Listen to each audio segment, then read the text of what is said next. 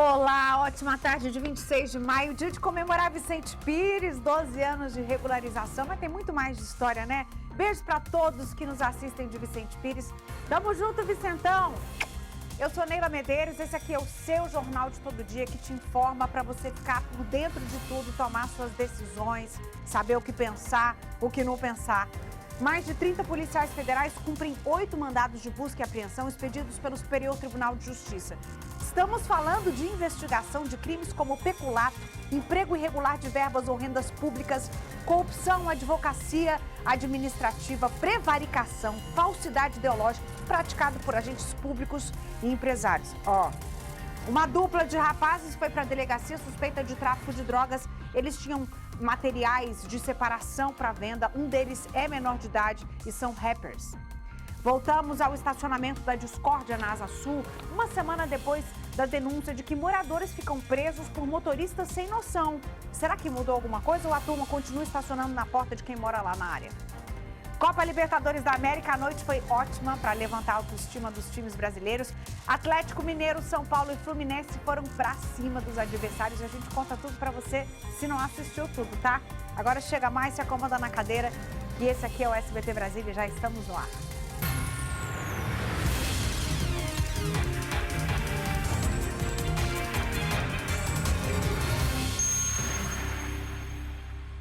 Das abelhas. As abelhas são tão importantes. Você sabia que são elas as responsáveis por polinizar 80% das culturas de todo o mundo? Isso quer dizer que se elas, tão pequenininhas e trabalhadoras, forem extintas, pode até faltar alimento. É sério isso.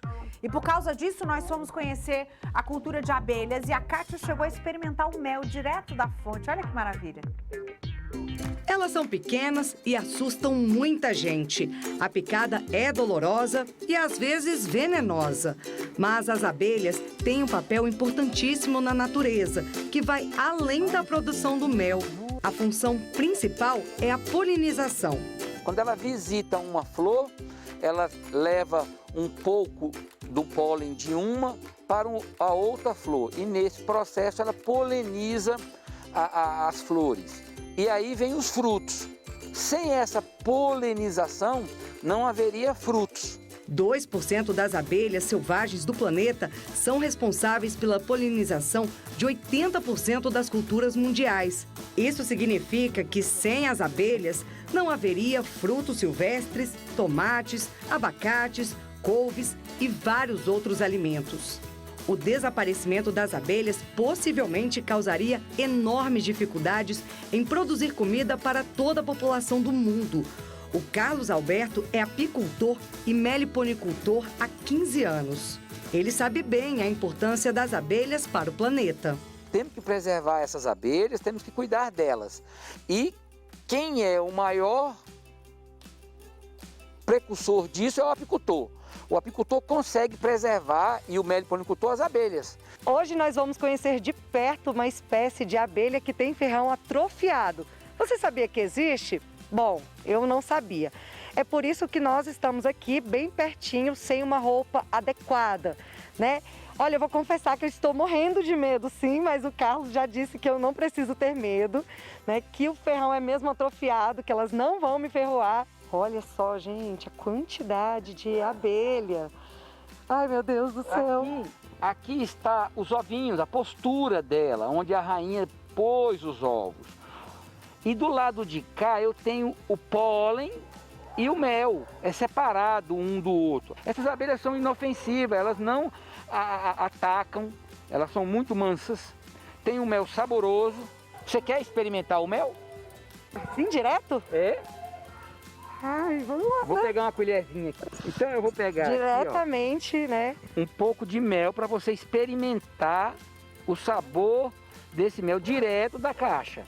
Vou tirar a máscara aqui. Ela não vem em cima, não?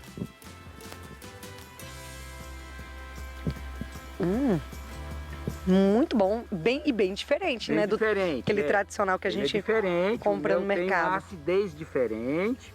Né? Cada abelha produz um mel com um sabor um pouco diferenciado. Aqui é pólen. Se quiser também experimentar o pólen, pode também. É o pólen da natureza, direto da natureza.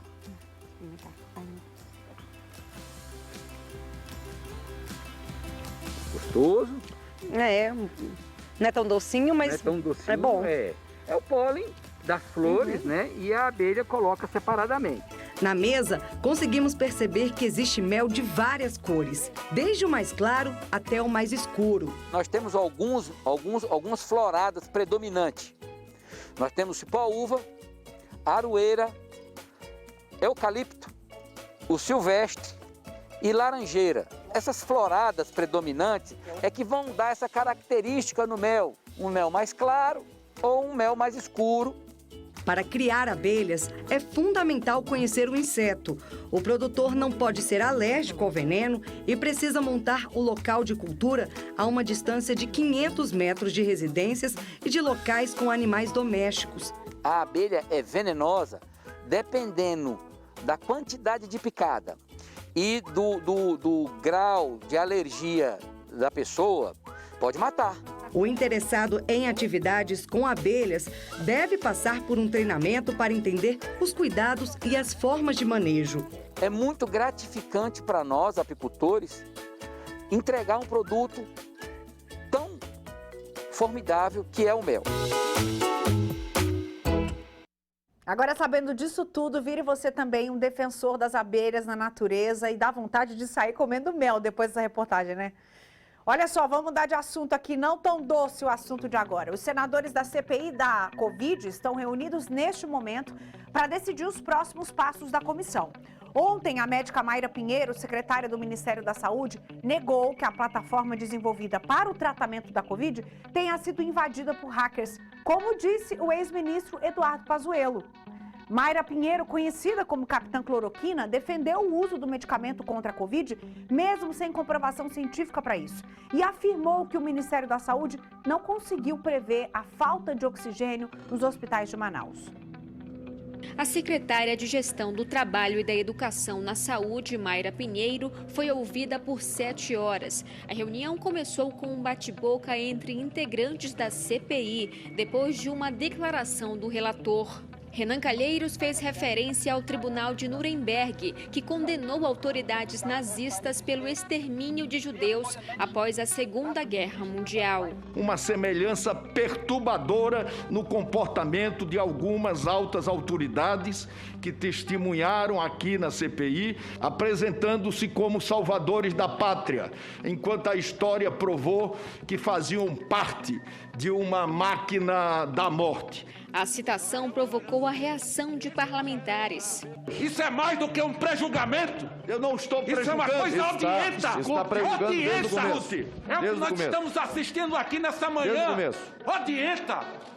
Isso não existe! Na sequência, Mayra Pinheiro começou a depor e admitiu que é a favor do uso da cloroquina no tratamento precoce contra a Covid-19. O próprio Conselho Federal de Medicina deixa bem claro que os médicos têm autonomia para usar todos os recursos que não causem malefícios e que possam trazer benefícios para o enfrentamento da doença. Apesar da posição pessoal, ela afirmou que nunca foi orientada a defender o uso da cloroquina. Nunca recebi ordem e o uso desses medicamentos não é uma iniciativa minha pessoal. Mayra confirmou que o Ministério da Saúde emitiu uma nota a favor do medicamento que não tem eficácia comprovada contra a Covid e questionou a eficiência de estudos realizados pela Organização Mundial da Saúde, a OMS, contra a recomendação da cloroquina. A OMS, ela retirou a orientação desses medicamentos para tratamento da Covid baseada em estudos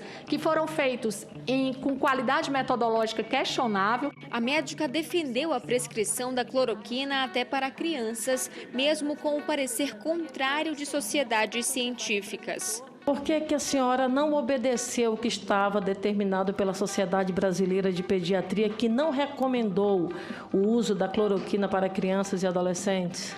O Ministério da Saúde não precisa necessariamente seguir a opinião de sociedades. Apesar de estar protegida por um habeas corpus que lhe deu o direito de ficar em silêncio sobre o colapso da saúde em Manaus, a secretária não deixou de responder às perguntas dos senadores e afirmou que não tinha como prever a falta de oxigênio no Amazonas. Nós não temos como prever a quantidade de metros cúbicos que nós vamos utilizar, até porque não é essa a nossa função. O Ministério da Saúde não faz monitoramento, mas é a verdade, senador. Mayra Pinheiro também disse que o ex-ministro da Saúde, Eduardo Pazuello, soube da crise em Manaus 2 dias antes do que informou a CPI. Vossa Senhoria afirma que foi informada do problema do desabastecimento de oxigênio medicinal em Manaus pelo próprio ministro da Saúde em 8 de janeiro. Sim.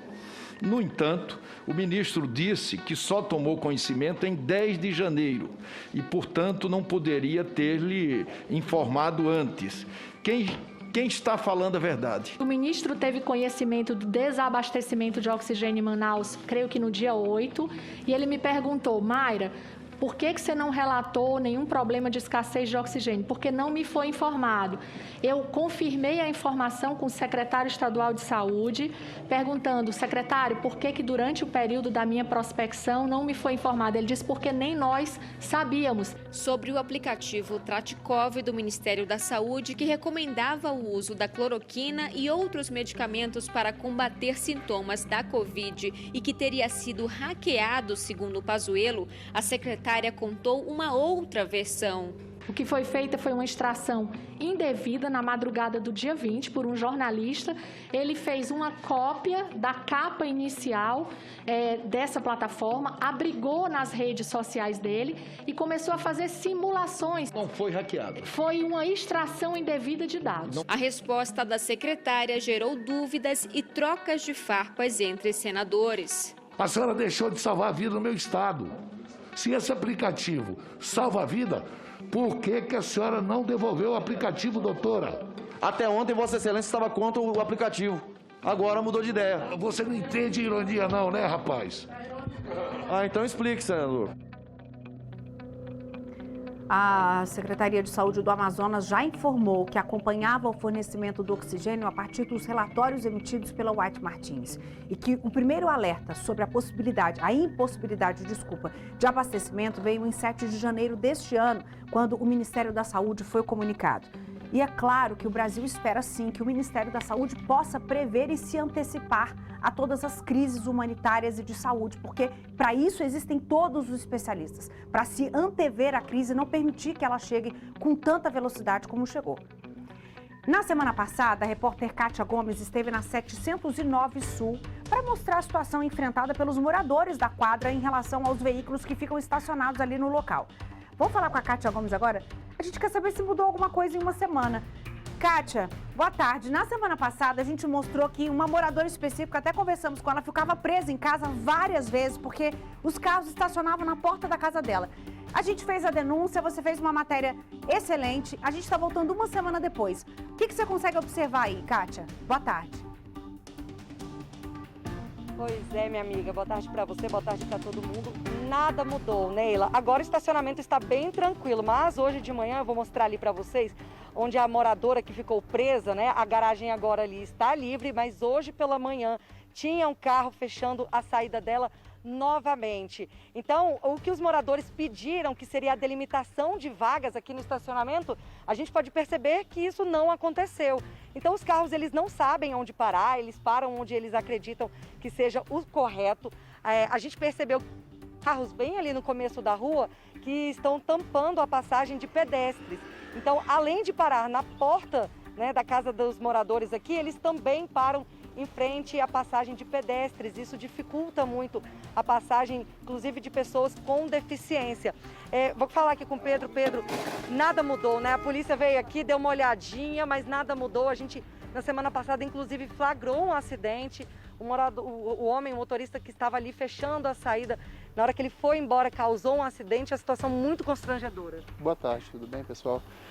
Realmente, essa situação é bem complicada e acontece diariamente. A questão é essa falta de delimitação de faixas que tem, um pedido até pelo diretor Zélio do Detran, para que delimitasse essas faixas aqui dentro das quadras para realizar essa parada correta dos moradores e dos visitantes das quadras e das clínicas. E hoje de manhã, vem aqui, vamos andando, Pedro, hoje de manhã você flagrou, né? Tinha um carro ali que estava bloqueando a saída da moradora, só que ela não saiu.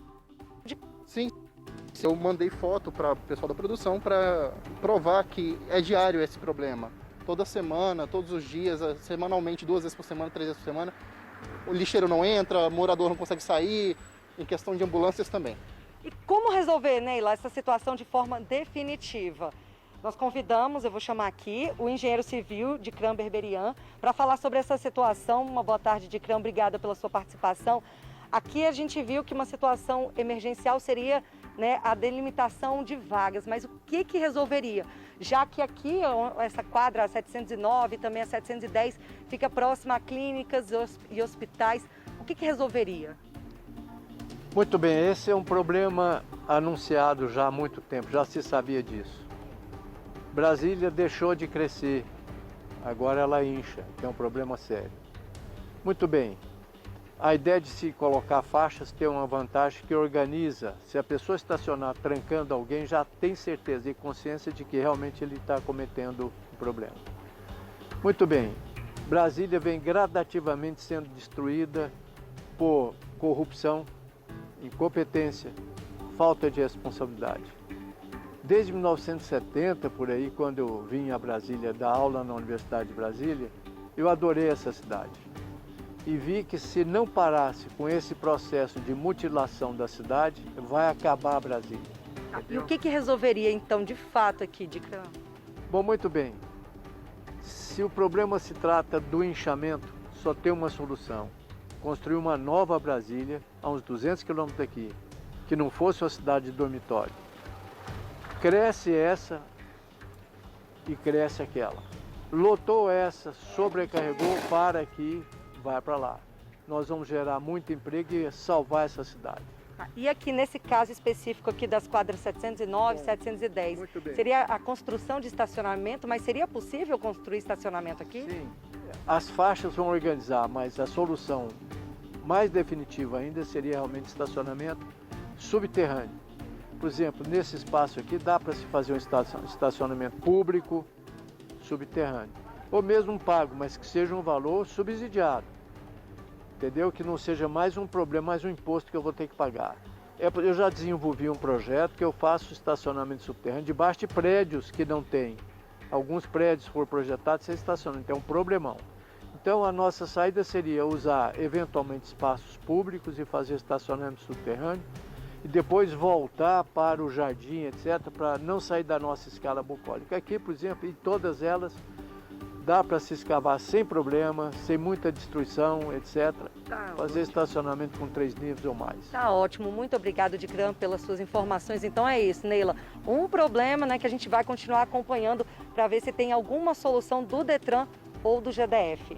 Agradeço ao nosso entrevistado pelas informações. Olha, a gente falou isso na semana passada. Os prédios que têm várias clínicas gastam todo o espaço para lotar mais clínica, para pegar mais aluguel, mas não prevê que toda essa turma vai precisar de estacionamento rotativo. Como ele falou, subterrâneo, a gente não vai ocupar lugar nas praças e nem onde as pessoas têm que caminhar, não. E a outra coisa, claro, é a consciência das pessoas. Não se estaciona carro. Se todo mundo está dirigindo, tem carteira, passou no Detran, fez a escolinha e sabe que não se estaciona na porta da garagem de ninguém. E ainda tem agente de trânsito não, esses flanelinhas que ficam lá, que ao invés de orientar, deixa estacionar todo mundo onde quer e no final quer ser ressarcido pelo direito de estar ali olhando os carros. Não é assim, tem que ajudar pelo menos a organizar. Olha só, agentes da Polícia Federal cumpriram mandado de busca e apreensão no Tribunal de Contas do DF. Vamos falar, Paulo Vitor, saber do Tatuzinho, quem é que está na mira da justiça? Tem trambique aí na história, Tatuzinho? Boa tarde para você. Oi, Neila, boa tarde para você, a todos assistindo ao SBT Brasília. Tem sim envolvimento em mais um caso de corrupção aqui na capital federal, envolvendo propina. Dessa vez uma operação deflagrada aí pela Polícia Federal, contando aí, lógico, com 8 mandados de busca e apreensão expedidos aí pelo Superior Tribunal de Justiça, o STJ, onde os agentes, cerca de 30 policiais, logo pela manhã, foram aí em diversas residências e também áreas comerciais cumprirem esses mandados. Neila, essa operação, ela envolve principalmente para investigar casos de corrupção no Tribunal de Contas do Distrito Federal, envolvendo agentes públicos e também empresários. A apuração mira a prática de crimes como peculato, emprego irregular de verbas ou rendas públicas, principalmente corrupção, advocacia administrativa, prevaricação e também falsidade ideológica. Agora, a suspeita nele dessa operação, por meio desses cumprimentos, né, de mandados de busca e apreensão, é de que houve pagamento de propina para quitação de empenhos à margem dos requisitos legais e até intermediação e patrocínio de interesse privado junto ao Tribunal de Contas do Distrito Federal. A nossa produção entrou em contato com o TCDF para pedir uma nota. Eles disseram para nós que vai se posicionar só depois que essa operação terminar, que for realmente cumprida em todos esses mandados de busca e apreensão. E com relação à Secretaria de Saúde envolvida nessa operação, a Secretaria diz o seguinte: informa que está à disposição para colaborar com as autoridades policiais e órgãos de controle, prestando as informações que forem solicitadas nessa operação da PF. Neila.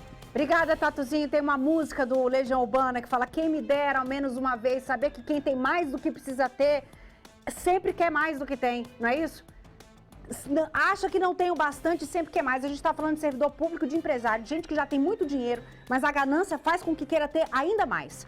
Hora do nosso giro de notícias. A Operação Bloqueio da Polícia Civil prendeu diversos traficantes em Planaltina. Depois de investigações, a polícia soube de uma entrega vinda do Paranoá. Em Campana, na rodovia que liga as duas cidades, a polícia identificou o entregador numa motocicleta. Ele levava 3,5 kg de maconha. Outra remessa de 1 quilo foi recolhida dias antes, com a apreensão de um menor de idade no bairro Estância. Outros 5 traficantes foram presos este ano em Planaltina. O Ed, esse cão da PM aí em operação na QNN, encontrou drogas escondidas nas ruas de Ceilândia logo cedo, às 8 da manhã. A área é conhecida pelo tráfico de drogas. Meia barra de maconha foi recolhida, além de 18 porções menores e mais 6 partes de skunk. Foi tudo para a 15ª DP. E nessa ação ninguém foi preso. A 19ª DP, na Operação Sem Saída, foi em busca de uma foragida da Justiça de 46 anos, condenada por tráfico de drogas. Uma denúncia dava conta de que ela e o marido, de 31 anos, estariam mantendo um depósito de drogas no Sol Nascente. O local passou a ser monitorado e a polícia prendeu os dois quando chegavam em casa. E aí, delegado?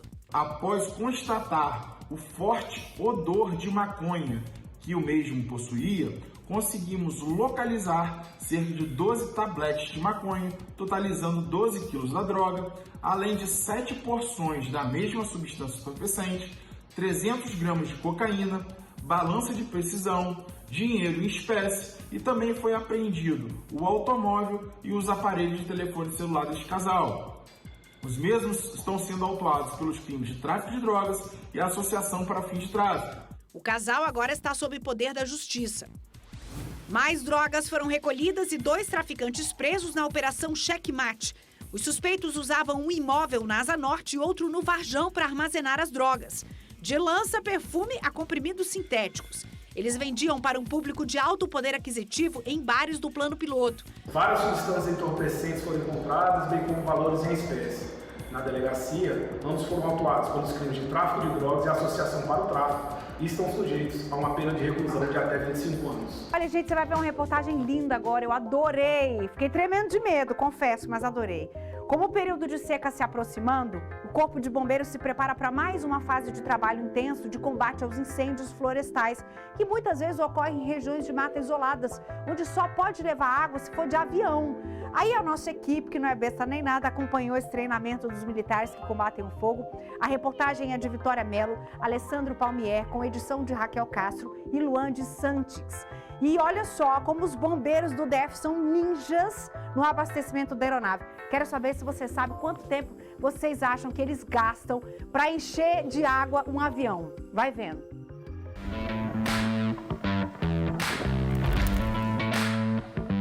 O treinamento dos militares é reforçado nesse período que se inicia a seca no Distrito Federal. Menos chuva e menos umidade no ar. Uma combinação perfeita para as queimadas. Quando fica difícil controlar o fogo por terra, os bombeiros usam a aeronave. Ela tem um reservatório com capacidade para armazenar até 3.100 litros de água. Lá do alto, o piloto tem que ser preciso para acertar o foco do incêndio. E é esse trabalho que a gente vai acompanhar.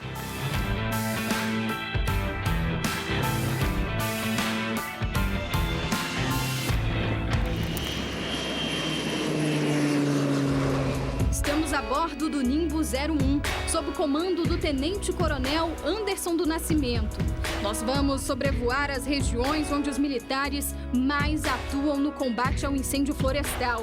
O frio na barriga não deixa a mão desgrudar do cinto de segurança. O balanço aqui em cima é grande, viu? Minha aviação tem um ditado, né? Só se aprende a voar voando. Para o enjoo, o comandante oferece bala de banana. No caminho, voamos bem pertinho do reservatório de Santa Maria, mais precisamente a 2 metros de distância da água. A sensação era de que a aeronave pousaria a qualquer momento, mas logo voltamos a subir. Seguimos em direção à Floresta Nacional de Brasília. O coronel Anderson se aproxima da pista de apoio criada no meio da reserva. O local é usado para diminuir o tempo de resposta no combate a queimadas na região. É fundamental a importância a presença do homem em terra para poder fazer o combate, e porque somente a aeronave também não é tão efetivo, digamos assim, né? É uma coisa complementando a outra.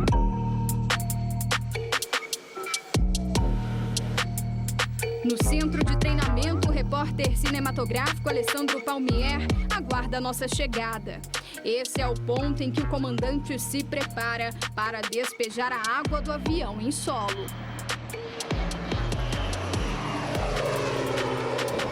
A aeronave, quando ela está carregada, a gente costuma dizer que é outra aeronave, porque os movimentos dela são bem mais lentos, né? E esse lançamento também, muitas vezes a gente vê direção de vento, intensidade do fogo. O trabalho não para por aí. A aeronave precisa ser reabastecida para voltar a combater o incêndio. As equipes ficam a postos, esperando o avião pousar. Por causa do barulho, os olhos dos militares ficam atentos aos sinais. O tanque com 18.000 litros de água é conectado a uma bomba. A mangueira é instalada diretamente no reservatório do avião. Toda a ação tem que ser rápida.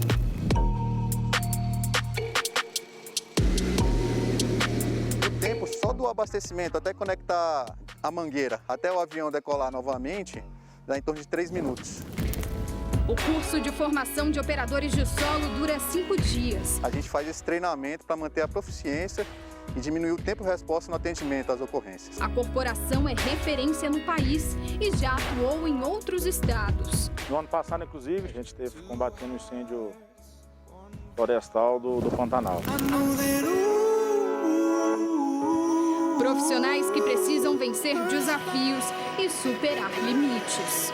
Da mesma forma que ela é, às vezes, estressante, desgastante, também é bastante prazerosa para quem gosta da atividade.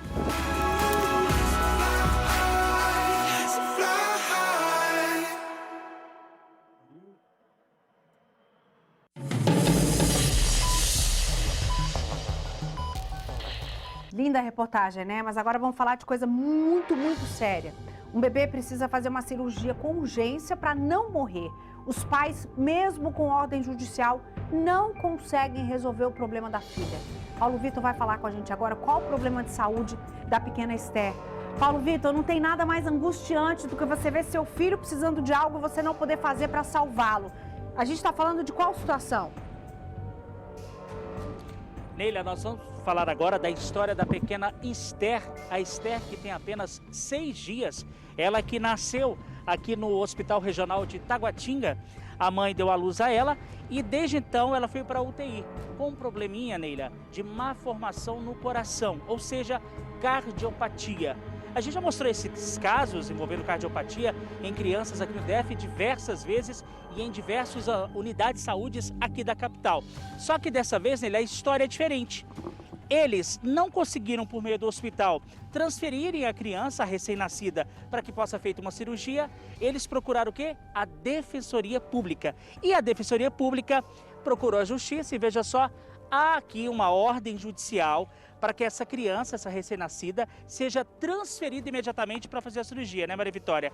A Maria Vitória é irmã da recém-nascida Esther Lorena, mas só que até agora, desde segunda-feira que tem a ordem, eles não estão cumprindo? Não cumpriram, não transferiram ela, o governo não quer aceitar, porque falam que o custo é muito alto, só que o caso dela é com muita urgência. Sem a cirurgia ela não vai sobreviver, e se ela não sobreviver a gente vai não sei o que fazer, porque, sinceramente, é um caso de negligência praticamente. Agora vocês, como familiares, você está desesperada, e sua mãe principalmente lá dentro, né? Sim, nós estamos desesperados, nós estamos com ela desde domingo. Domingo não, que ela ganhou na terça-feira, dia 18. Nós estamos com ela na UTI, nós não vê ela, só quem pode ver é minha mãe. A gente passou 3 dias internado no hospital para poder fazer uma cesárea, eles não quiseram. E aí a médica falou que se caso demorasse mais, ela não ia poder sobreviver, que ela só não morreu ainda porque ela está respirando pelos aparelhos e pelos medicamentos. Ela não respira sem aparelho, sem nada. Tentaram tirar, mas não conseguiram. Teve que colocar de novo no suporte. Porque ela não respira sem e a cirurgia dela começa em urgência. Ou seja, esse choro, esse desabafo é que ela precisa sim ser transferida urgente para um outro hospital, uma outra unidade, para que possa ser feita essa cirurgia. Sim, ela precisa com urgência. Meu choro é de preocupação, com medo de eu perder minha irmã, que só tem 6 dias de vida. Os exames que a gente fez não custou nada, e quando ela nasceu, falaram que ela fizeram todos os exames, que ela nasceu já com cardiopatia, com má formação, e a gente não sei entender o porquê disso. Eles falaram que foi devido ao Covid, mas a gente não sabe, porque a gente fez todos os exames, tudo antes dela nascer, e não deu em nada. Esse é um drama, Neila, vivido aqui pela Maria Vitória, pela mãe dela que está lá dentro com a criancinha Esther Lorena. Eu estou olhando aqui toda hora, Neila, o celular, né, para ver se chegou aqui alguma nota. A gente sabe que o jornalismo SBT, ele sempre apura os dois lados da notícia, mas só que até agora a gente entrou em contato com a Secretaria de Saúde para pedir uma explicação por que o GDF não está cumprindo essa ordem judicial aqui, que é de transferir imediatamente essa recém-nascida Esther Lorena para que possa ser feita a cirurgia no coração. Até agora não foi feita essa transferência. Enquanto isso, Neila, a recém-nascida se encontra numa situação bem difícil e a família está com medo da recém-nascida Esther acabar morrendo por falta dessa transferência. Neila. Incrível é dizer que o custo é alto, né? Qual é o custo de uma vida? Quanto custa a vida de um bebê? Depende de quem é o bebê, né? Porque a estrutura para bebê cardiopata o Estado tem que oferecer. A gente está na capital do país, a gente tem um país rico. Por que a gente ainda não tem em Brasília estrutura para operar um recém-nascido com cardiopatia? Porque a estrutura do hospital não comporta, tem que transferir para outro. Que outro? O que cresceu em 10 anos, o que cresceu em 20 anos nessa estrutura? Porque há tempos a gente vem falando disso. Bebês cardiopatas não têm estrutura, é sempre por via judicial. E o GDF não consegue atender a demanda judicial, está desrespeitando o judiciário.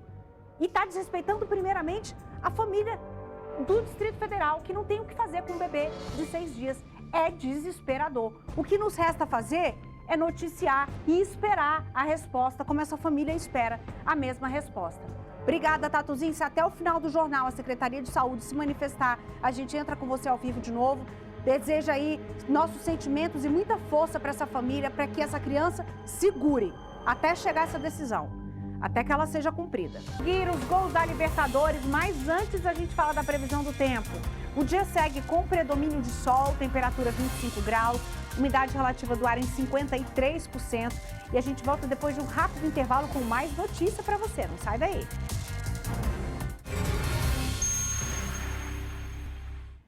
Nós mostramos agora há pouco os problemas de um estacionamento na 709 Sul. O Detran acaba de nos enviar uma nota informando que realizou uma visita na última sexta-feira. Com a análise que foi feita, os engenheiros farão um projeto de sinalização de trânsito para evitar os problemas nessa quadra.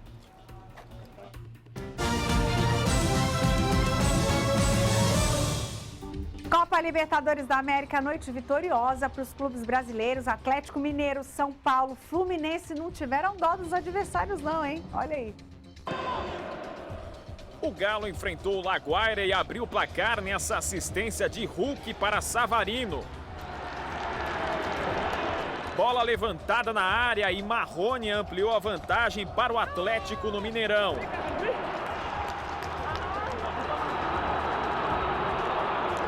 Na segunda etapa, o artilheiro Hulk fez linda tabela na entrada da área e bateu com estilo para fazer o terceiro, o sexto dele na Libertadores.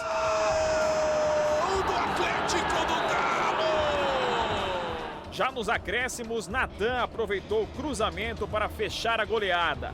Final Atlético Mineiro 4, Laguaira 0. Com a vitória, o Galo garantiu a melhor campanha da fase de grupos da Libertadores, com 5 vitórias e 1 empate.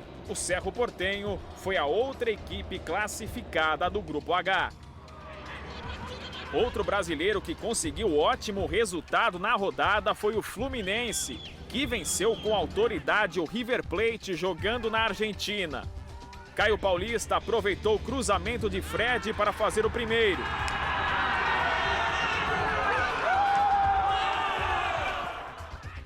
O atacante do tricolor ainda deu lindo passe para Nenê ampliar a vantagem.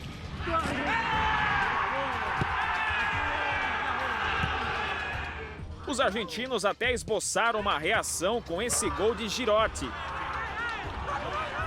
Mas Iago Felipe garantiu a vitória e a classificação do Fluminense para a próxima fase. Final River Plate 1, Fluminense 3. A equipe do técnico Roger Machado ficou na liderança do Grupo D. Mesmo derrotado, o River Plate avançou na segunda colocação, graças ao empate sem gols entre Santa Fé e Júnior Barranquilla.